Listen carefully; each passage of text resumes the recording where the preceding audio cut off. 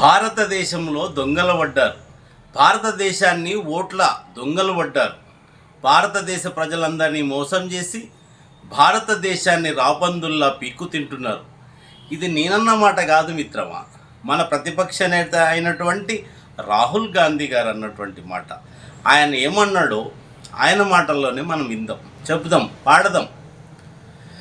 బయటపడ్డది దొంగతనం, బయటపడ్డది దొంగతనం, మోడీ చేసిన ఓట్ల దొంగతనం, మోడీ చేసిన ఓట్ల దొంగతనం. ఇది రాహుల్ గాంధీ చెప్పిన పచ్చి నిజం, ఇది రాహుల్ గాంధీ చెప్పిన పచ్చి నిజం. ఓట్ల దొంగలున్నారు జాగ్రత్త రన్నో, ఓట్ల దొంగలొచ్చినారు జాగ్రత్త తమ్మి, ఓట్ల దొంగలున్నారు జాగ్రత్త రన్నో, ఓట్ల దొంగలొచ్చినారు జాగ్రత్త తమ్మి. నీకు ఓటేమో రాజ్యాంగం ఇచ్చిన హక్కు, నీకు ఓటేమో రాజ్యాంగం ఇచ్చిన హక్కు, నీకు తెలియకుండా చేస్తారు ఈవీఎం టెంపరింగు. నీకు ఓటేమో రాజ్యాంగం ఇచ్చిన హక్కు, నీకు తెలియకుండా చేస్తారు ఈవీఎం టెంపరింగు. ఓట్ల దొంగలున్నారు జాగ్రత్త రన్నో, ఓట్ల దొంగలున్నారు జాగ్రత్త రన్నో, నీకు ఓట్ల దొంగలున్నారు జాగ్రత్త తమ్మి. ఎలక్షను కమిషను ఏమి చేస్తూ ఉన్నదో, మనమేసిన ఓట్లన్నీ ఎవరికి అమ్ముతున్నదో.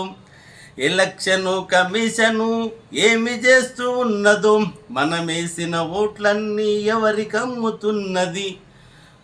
నమ్ముకున్న కమిషను నట్టేట ముంచినది, నమ్ముకున్న కమిషను నట్టేట ముంచినది.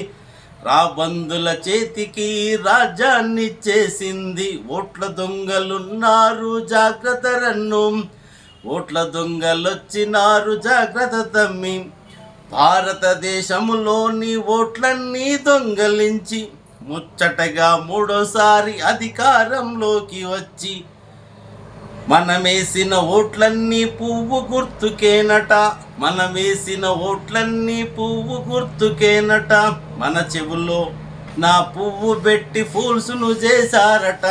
ఓట్ల దొంగలున్నారు జాగ్రత్త రన్నో, ఓట్ల దొంగలొచ్చినారు జాగ్రత్త తమ్మి. ఇకనైనా మేలుకో ఓ భారత పౌరుడా, ఎవరికి ఓటేస్తే మనకు భవిష్యత్తుంటుందిరం. ఇకనైనా మేలుకో ఓ భారత పౌరుడా, ఎవరికి ఓటేస్తే మనకు భవిష్యత్తుంటుందురం. దొంగలంగ ముఠాలకు ఓటు వేయొద్దురం, దొంగలంగ ముఠాలకు ఓటు వేయొద్దురం. నీ ఓటును దొంగలించిన దొంగను నమ్మొద్దురా, నీ ఓటును దొంగలించిన దొంగను నమ్మొద్దురా.